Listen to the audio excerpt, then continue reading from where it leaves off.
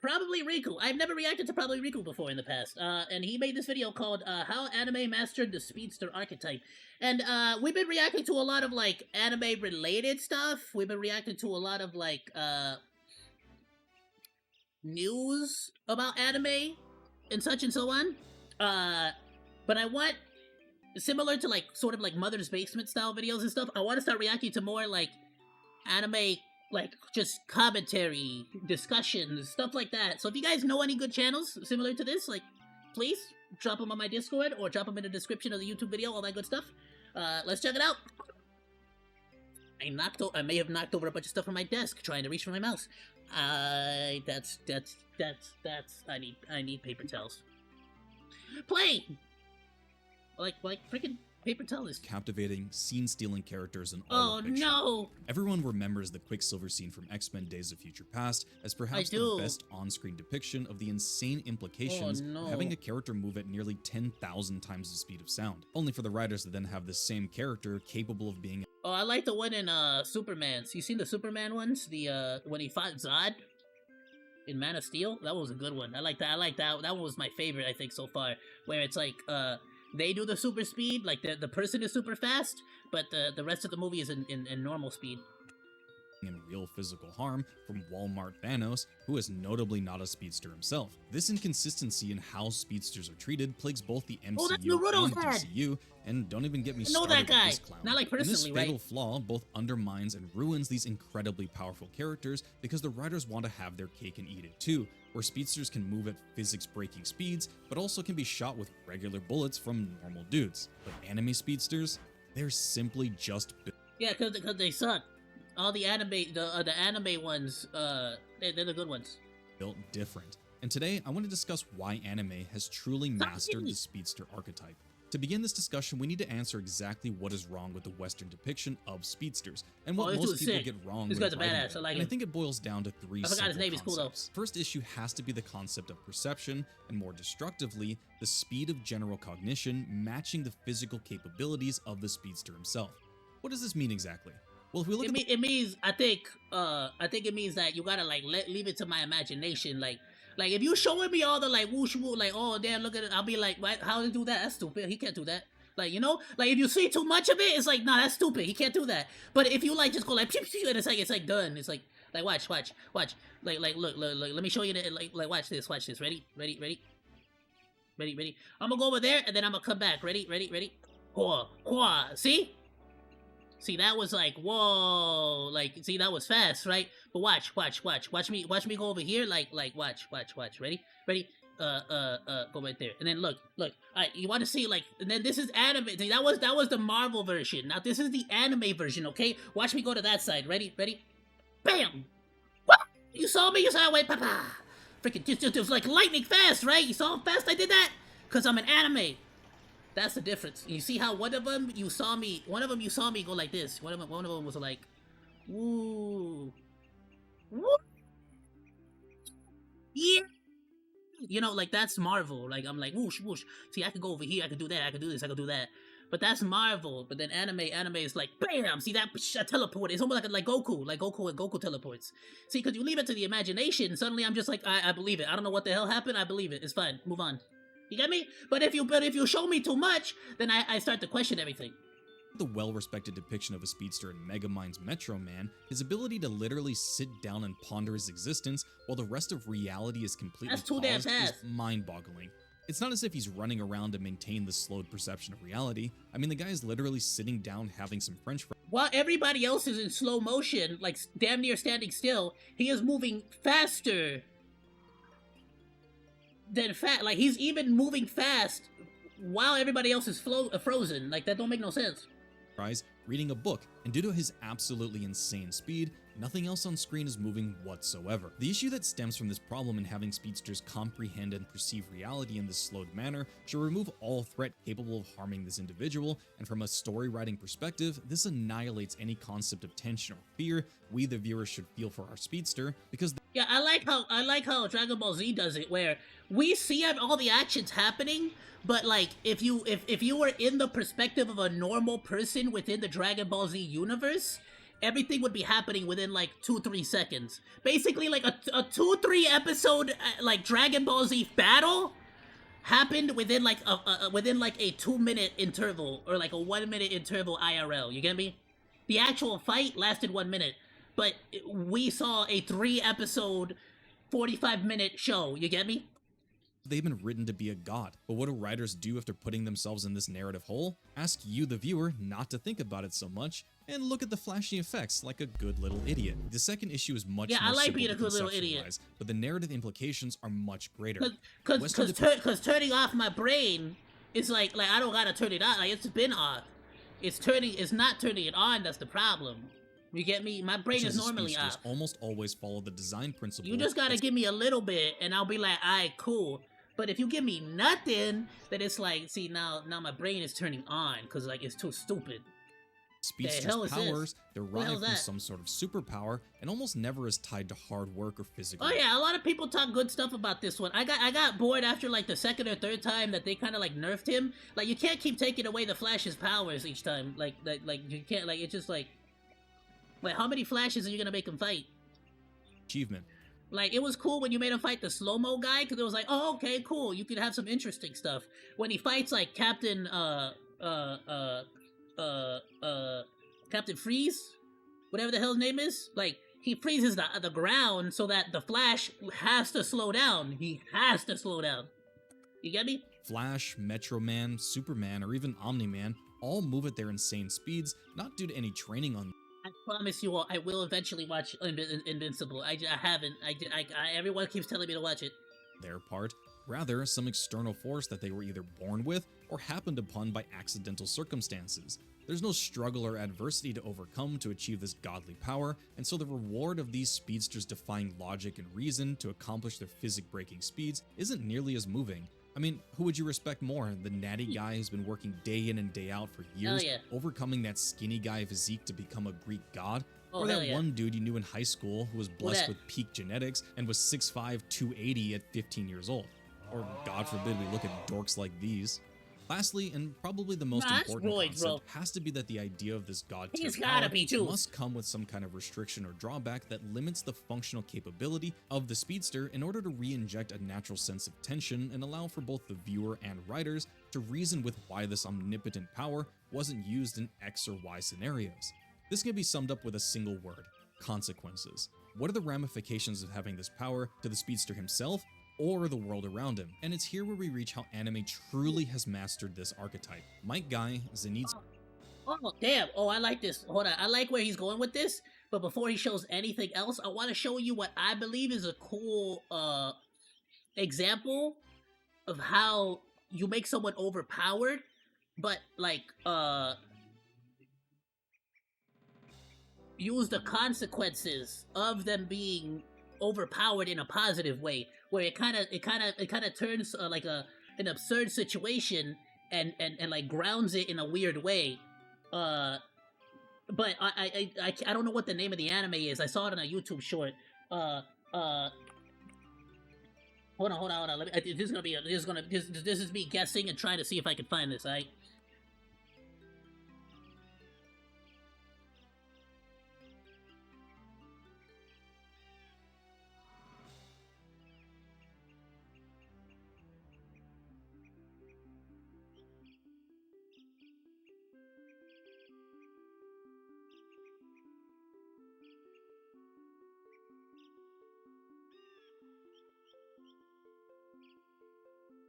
Damn, no way I'm gonna be able to find that one anime. I'll keep looking for it while we continue the discussion. Oh, it's gonna be it was a really cool scene. If I can find it, I'll tell y'all all about it. Zenitsu and Toji will be the focus characters for this deep dive because I think each of them provides a significant and unique perspective on what it means to be a speedster in anime. To me, Might Guy and to a lesser extent Rock Lee are the greatest depictions of a speedster done in anime, period. And I've wondered why that is for some time now. But after sitting down and thinking over why that might be, the answer I don't know where he's gonna go with this one specifically, but I love Might Guy, he's cool.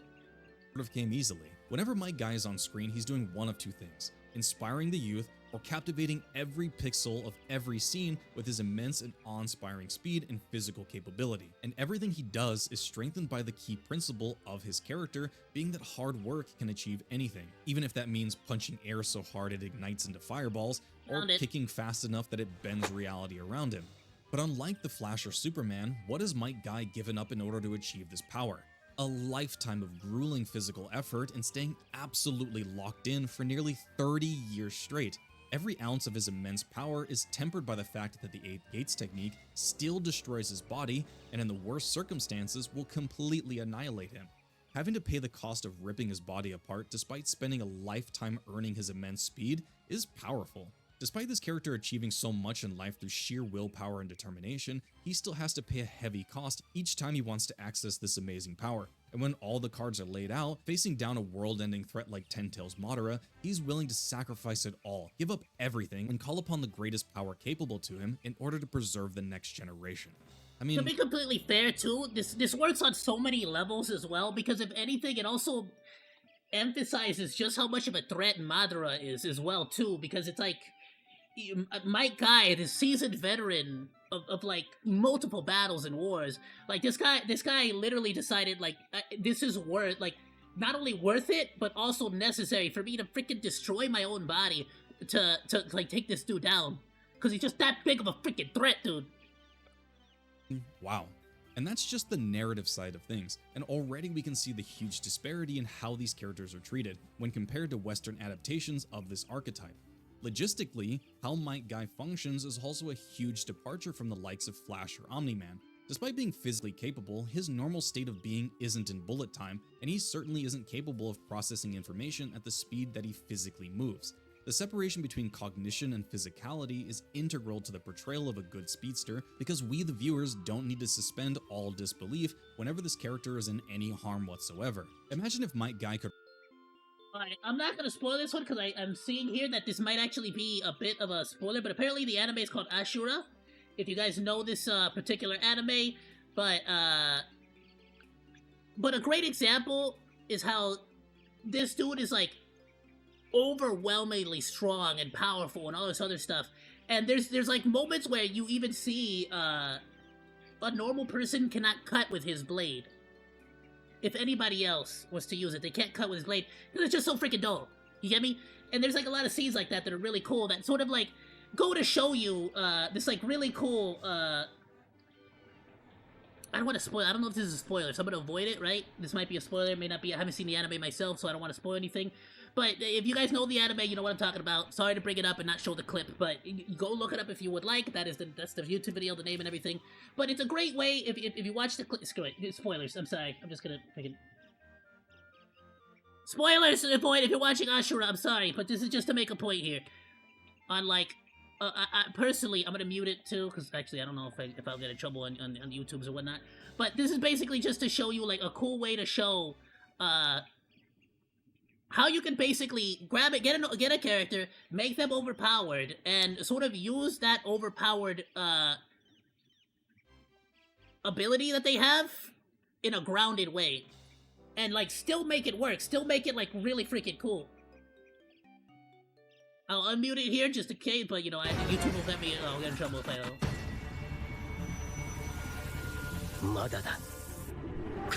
So as you can see here. あまねく攻撃に先手を取る絶対最速の魔剣だが使い手の反応と全く同時にその剣を握る腕を制してしまえば同時の動作意識に走る電流ほどの時間差を見せぬ He's able to block this dude's strike, right? Even though this guy is incredibly strong, they still sort of gave him that, like, oh, he didn't, like, just catch bro's freaking sword in between his hands. He didn't clap his hands and catch the sword in between his freaking hands. No, he stopped him right at the peak of his swing so that, like, it would make sense for him to be able to hold that sword back. Bro's about to swing at him, catches his arm at the peak of his swing, so he would be at his weakest at the arch, at the swing. You get me? They still sort of, like, ground him, even though a guy in the red jacket is supposed to be this incredibly overpoweredly, like, just strong, muscly guy. Add one more point here.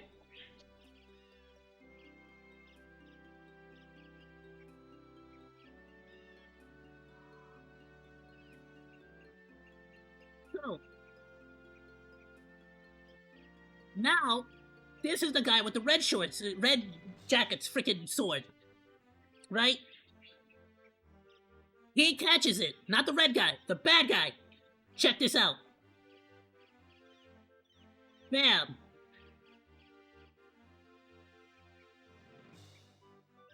So, he's got him screwed. It's over. Bro's done. But again, where his extreme strength comes into play, he can barely freaking cut him. Because the freaking sword is dull. Since the sword was dull, the only person who could realistically use that freaking sword and still cut through things is somebody with incredible strength. You get what I'm saying? It's a very, very intelligent way for a story writer to, like, give somebody overpowered, overwhelming strength, but also still sort of, like, show that it's very grounded. It's like the tactics, the techniques, the way he stops the guy's blade when he's at the very arch of his top. You know, it's really cool, very intelligent. It's one of those scenes in anime that I really appreciated. If you guys want to see the whole thing, please go check it out. Let's get back to the video. I'm so sorry.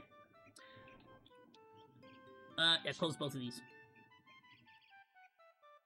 Could ragdoll Madara like Quicksilver did to Just on the Apocalypse, point of like how to do overpowered correctly, so to speak. Literally implode, I know this is more speed in regards to speed, but you know, would serve to be disastrous for every single encounter he would face in the future, and retroactively would affect each interaction between Kisame and another character. Next, let's move on to Zenitsu, another speedster from Demon Slayer. What Zenitsu brings to the table is the concept of temperance in how speedsters are written, and more importantly, when their powers are applied. Despite my opinion that Might Guy being an incredibly well-written speedster in anime, you know for certain that in nearly every fight of his, he will use the 8 gates almost immediately. However, where Zenitsu shines is in the restraint of the writers with how his powers can be utilized. If you don't know, Zenitsu is the archetypal scaredy cat, afraid of every encounter and is unable to use his breathing technique under normal. Brother is the most annoying thing ever, but when he claps, circumstances, unlike every other Demon Slayer in the series. But when the sense of dread overwhelms him, he literally passes out, and usually just for a few scenes, his full power is unleashed and magic happens. When Zenitsu enters his calm state and accesses his powers, it's just chills. And they accomplish this with a character that does one technique, which is effectively linear movement but really fast. Contrast this to Sloth from Fullmetal Alchemist, who effectively has the same capability, high-speed linear movement, and immediately the differences are clear between anything Sloth does and everything Zenitsu does. And this is largely in part due to how often Zenitsu can access his power versus many other speedsters. Secondary to the concept of restraint, I think Demon Slayer in anime to a greater extent demonstrates the physical consequences of something moving at these ridiculous speeds. Take a look at this scene from the recent Flash movie. When he begins to run, look at the world around him. The Flash is running at several hundred times the speed of sound, and it's just a bunch of blurry green screen that means nothing to me. It means nothing to my eyeballs. My brain is not processing anything. I don't care about what I'm looking at the screen right now. Affected. The cataclysmic destruction that should be taking place around him as a consequence of moving at these speeds should shatter the cities around him, and yet the only physical structure affected by the Flash is the water he runs on. So clearly the writers know that matter should be displaced by his movement, yet intentionally create an inconsistency that ruins the immersion of what is taking place. This cherry picking is much less prevalent in anime due to the genre being centered around the spectacle. I mean, just take a look at Might Guy at his absolute max power.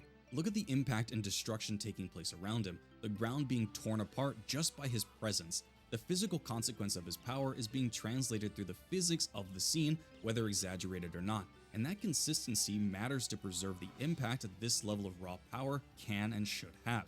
Imagine Might Guy running across the battlefield at his max power, and instead of the animators demonstrating how much force he's carrying through the environmental destruction, we instead see him gliding across the ground like the goofy Flash did. All of the impact would be stolen from the scene immediately. But the animators... I feel like a lot of it also comes down to the fact that animators think a lot about, like, everything in the environment that gets affected by physics. Whereas people who are shooting like these IRL, like IRL who shoot live action movies, they sort of like don't have to worry about physics and stuff because the physics sort of handles that by itself. You get me? Of Naruto and anime in general want us to see the immense power and how much impact these characters have in each scene they're in. Might Guy's or Zenitsu's speed isn't just a narrative tool to propel the plot. Their speed is integral to every scene they take part in, unlike the Flash or other speedsters whose speed is simply an afterthought that is less integral to their impact than I personally view that it should be. Lastly, we got the shining light of 2021, Toji. Despite being smack dab in the middle of the pandemic, JJK was rolling out one of the best anime of the modern generation, and more importantly, gave us the brand new thirst trap Toji. Conventionally speaking, you may not consider Toji to be a true speedster, given the fact that he's never seen operating in bullet time. But I think when we're looking through the he is insanely fast. A lot of the fights in Jujutsu Kaisen are insanely fast, to be fair. lens of anime, he qualifies just fine, but more importantly, I want to talk about one aspect of Toji and his depiction as a physical powerhouse that is completely foreign to Western design philosophy. Despite Toji being from a world with superpowers, in this case being cursed techniques, his physicality is shown to surpass the likes of the very superpowered characters that he faces. Gojo, Dagon, and even Megumi all have abilities that defy logic and can summon what is effectively pocket dimensions through the use of their power. And yet Toji completely stomps them through their hacks with sheer speed, power, and tactical acumen.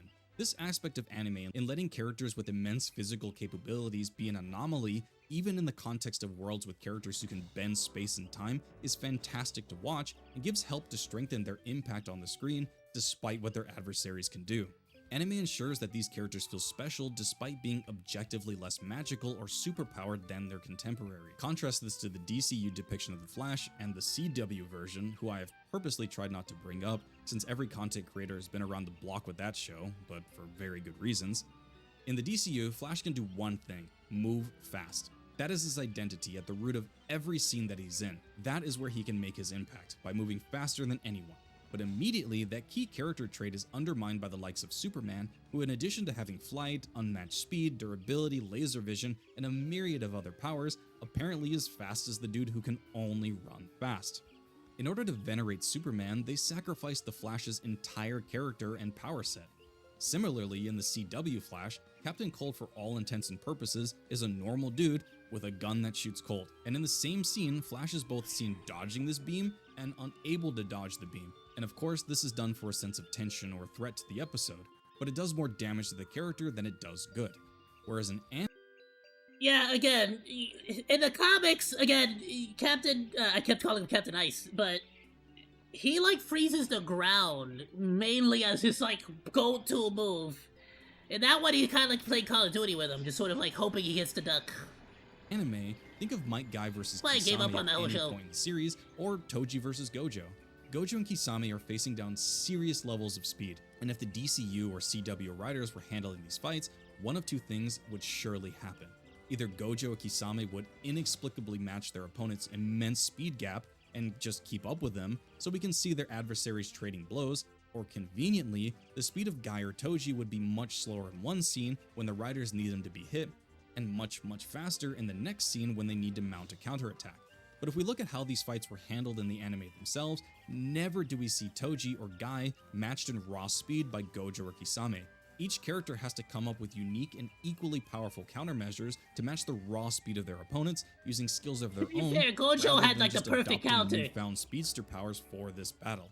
Because of course they just can't keep up and close this immense speed gap, because that would be stupid. And yet here we are. Imagine if suddenly, amidst the battle, Gojo decided to trade blows hand-to-hand with Toji and somehow managed to come out of the exchange not completely annihilated. You'd think, wow, so Toji is trashed here. Okay. And stop caring about the fight immediately. But in the instant that Toji closed the gap on Gojo, what happened? Gojo, the pinnacle of sorcerers, was dismantled instantly, and it's through that intelligent and conscientious writing on the behalf of the manga writers to know that Toji is so superior to Gojo physically that if he were ever to close the distance, there should and were dire consequences. And to me, that's beautiful.